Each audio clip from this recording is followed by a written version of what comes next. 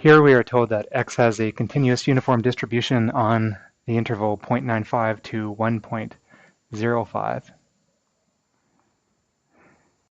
And for part A, we were asked to find the cumulative distribution function of x.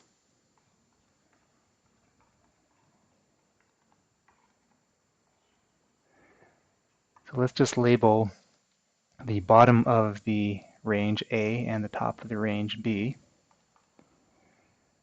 So the CDF for a uniform distribution, or for a continuous uniform random variable, is 0 if x is less than A. If x is at least A but less than B,